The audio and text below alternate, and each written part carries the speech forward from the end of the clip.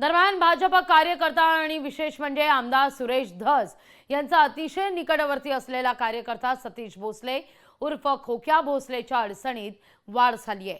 One विभागाने सतीश भोसले विरोधात action आता घेण्यास सुरुवात केलेली आहे।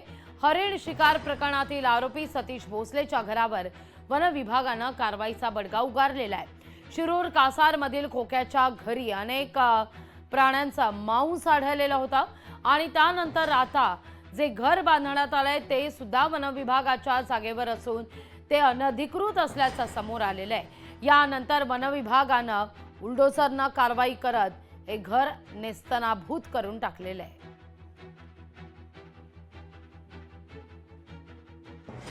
या सगळ्याचा आढावा घेतला आपले प्रतिनिधी हरिदास तावरे यांनी। पाहूया।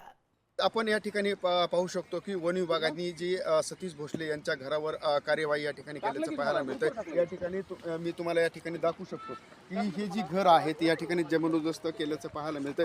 या ठिकाणी रात्री देखील काही जो कचरा होता या ठिकाणी जाळण्यात आल्याचं पाहायला मिळतंय आणि जे घर आहे ते पूर्णतः जमीनदोस्त केल्याचं पाहायला मिळतं। ही जनावरं आहेत या ठिकाणी हे पाहायला मिळतं। सगळे पत्रे असतील, जे घर होतं ग्लास हाऊस होतं हे मात्र या ठिकाणी फोडण्यात आलेलं आहे।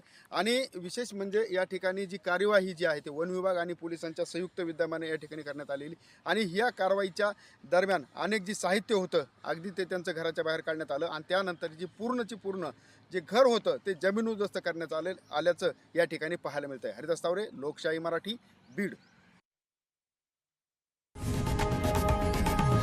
लोकशाही मराठी ऐका, पहा, जागरूक रहा।